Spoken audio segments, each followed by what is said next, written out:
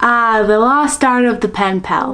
The flow of letters and parcel post overseas has increased tenfold since the pre-war years of a decade ago.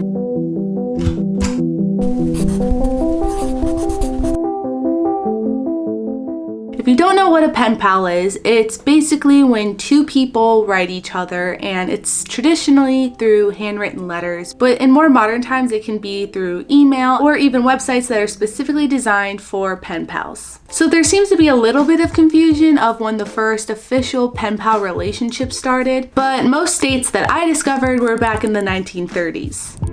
One organization in particular, the Student Letter Exchange, has been assisting matching pen pals since 1936. This actually began when a teacher decided that he wanted his students to connect with other students in different countries, and he hoped that this would pique his students' curiosity and expand his students' knowledge of other cultures. And programs like this began spreading all over the world. Having a pen pal really was one of the most accessible ways to travel and communicate with people around the world. This was because travel times were longer, there wasn't the internet, and the cost to call other countries was a lot of money. One of my favorite stories of pen pals are these two women who became pen pals after Alice was listed as an American looking for a pen pal in a popular annual, and Nona sent her a letter from her home in England, and she received a response 2 weeks later, and they've been sending bi-weekly letters to each other for the last 72 years. Not every pen pal relationship ends up with 72 years of friendship, but it really is a great example of how much you can connect with somebody from a completely different place. And while pen pals aren't as common as they were in the mid to late 20th century, they're kind of making a comeback. So I'm going to go over a few ways to go about getting your own pen pal and some services that facilitate pen pal relationships. So this is how you can start your journey into the lost art of pen pals. But first, please make sure to get your parent or guardian's permission if you're under 18 and see if they can help you with this process. Okay, first you're going to want to decide which format you want to use to communicate with your pen pal. You have 3 different options. So your first option is snail mail, and this is where you write a handwritten letter and you can put it in the mailbox and send it. So if you like receiving and giving handwritten letters, this would be a really great format for you. There's also email, and if you just want something free, quick, and easy, this is a really great way to start a pen pal relationship. And lastly, there is digital. So these are pen pals that can connect with you with instant messaging apps like HelloTalk, and here you can have a daily or ongoing conversation with your pen pal. So if you like things a little bit more fast-paced, this is a really great option for you. Okay, so once you've decided what format you want to use, you then have to figure out a platform to get connected to your pen pal. So I'm just going to go over a few that I came across in my pen pal journey. There are so many different ones, so do your research and see which one you like. I'm just going to list a few here for your convenience. So there's Compatipal, and this platform is a newer entry into the pen pal world. It focuses on shorter and more immediate communication, so it doesn't involve any handwritten notes, and it offers instant messaging through its site.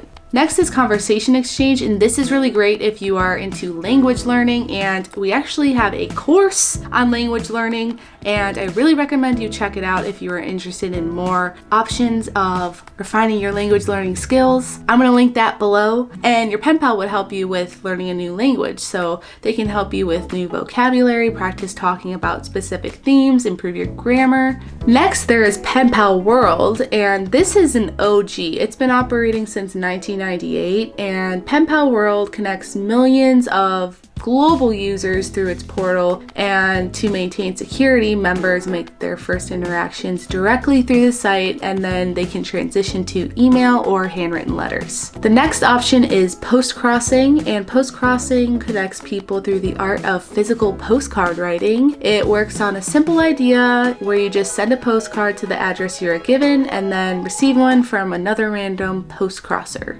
Next, we have Worldwide Snail Mail Pen Pals, and this is actually an active Facebook group. It's super simple, and members post calls for pen pals, and those interested respond in the comments. Next is Global Pen Friends. This is a really simple to use website. This is the one that I chose to use.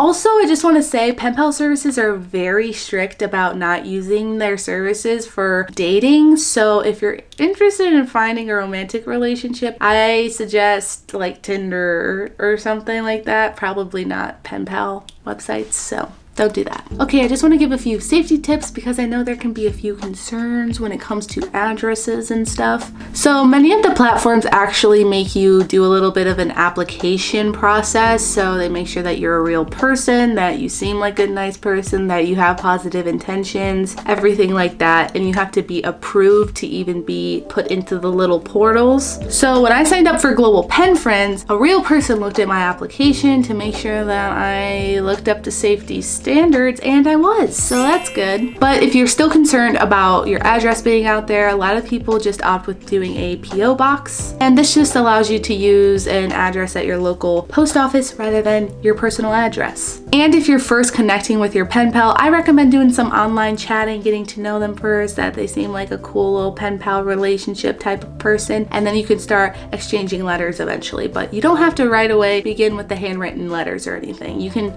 warm up, test the waters a little bit. So you're either going to receive a letter first or send a letter first. Either way, I have a few tips with writing your first letter to your pen pal. So a typical first letter goes like this. You're going to start with an introduction. Say a little bit about yourself. Introduce yourself. Where you're from. Why you wanted to start pen paling. Then talk about maybe some shared interests, maybe interests that you have, or interests that you saw that they had that made you want to write to them. Maybe just find something that you can bond over. And then ask some questions about their life. What information do you want to learn about them, about where they live, or anything like that? And then mention what you're going to be doing in between now and then your next letter. So whether you decide to do bi-weekly letters, weekly letters, monthly letters, just mention what you're going to be doing in the time between so you have something to update them about next time. And then you just sign off. Easy as that. Super simple. Just, say you're glad that you could write to them, and yeah. I love writing my pen pal letters. It's really fun. It's a new way to communicate with people. I like handwritten letters because I think they're very